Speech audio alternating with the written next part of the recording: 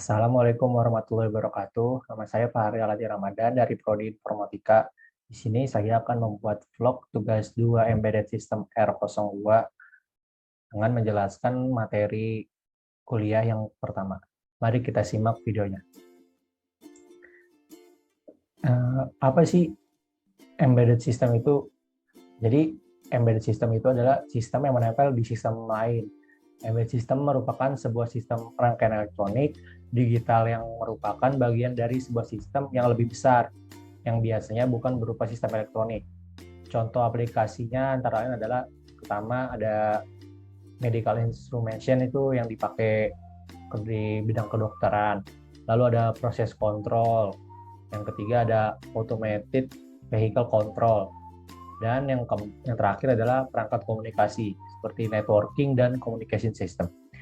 Embedded system biasanya diimplementasikan dengan menggunakan microcontroller, juga dapat memberikan respon yang sifatnya real time dan banyak digunakan pada peralatan digital seperti jam tangan.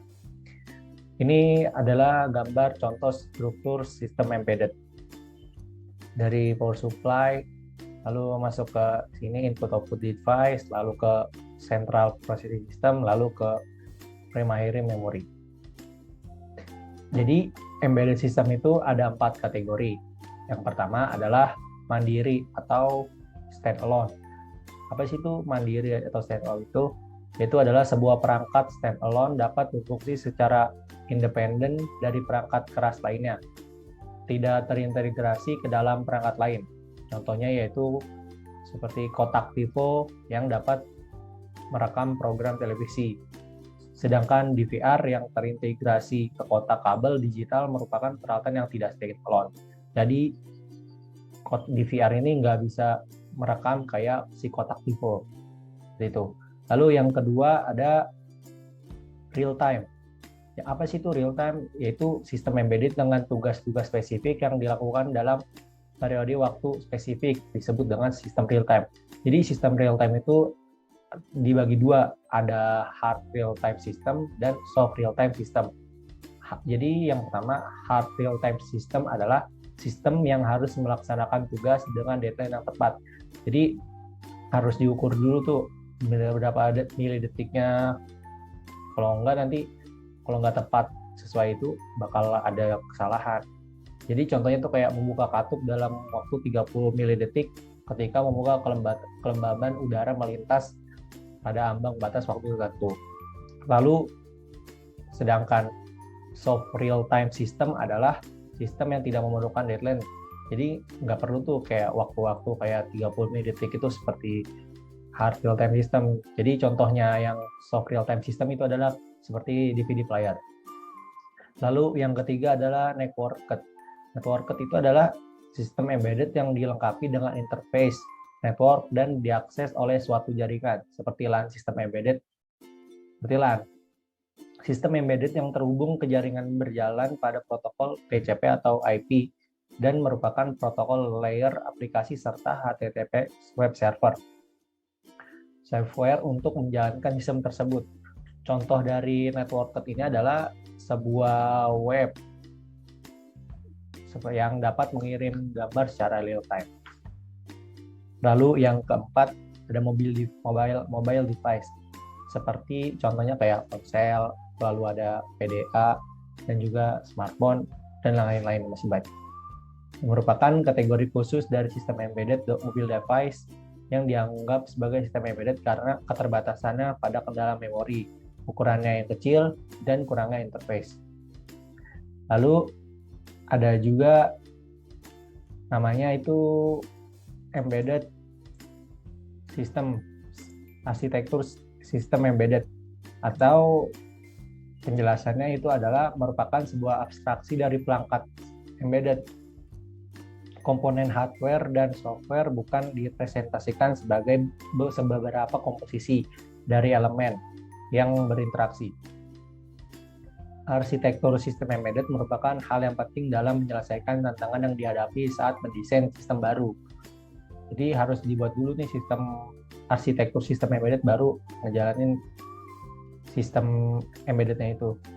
Lalu tantangan yang bisa dihadapi adalah mendefinisikan dan mengcapture desain sistem keterbatasan biaya, menentukan integritas sistem seperti keandalan dan keamanan bekerja dalam batas-batas fungsi elemen yang tersedia.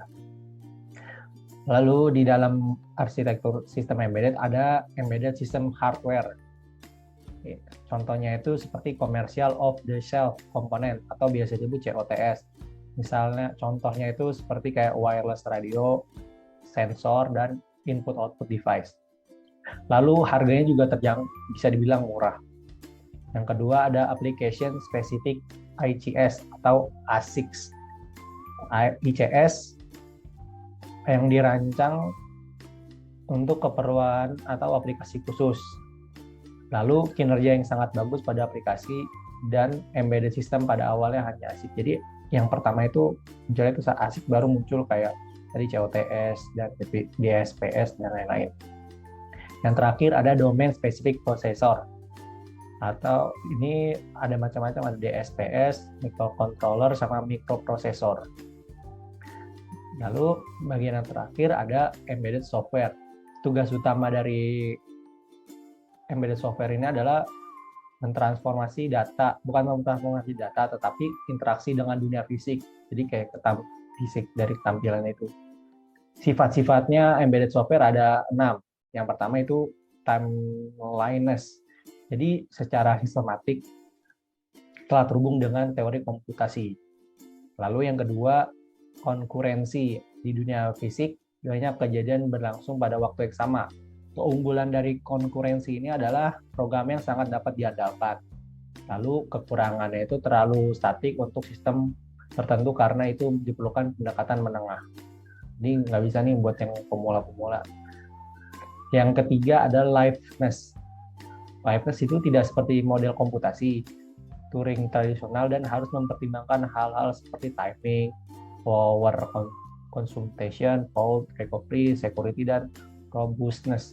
Ini lebih spesifik kalau buat pakai liveness ini. Lalu yang keempat adalah interfaces. Interface itu adalah keterhubungan dengan lingkungan seri, contohnya itu kayak serial, USB, dan I2C, dan lain-lain. Yang kelima ada heterogeneity atau keberagaman device menimbulkan masalah interoperabilitas.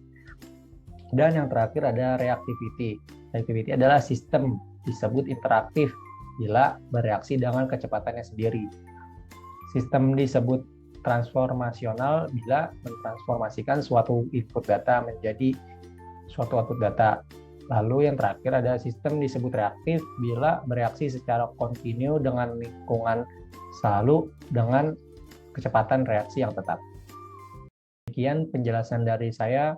Maaf apabila ada kesalahan kata dan penjelasannya kurang dimengerti, mohon dimaafkan. Terima kasih. Wassalamualaikum warahmatullahi wabarakatuh.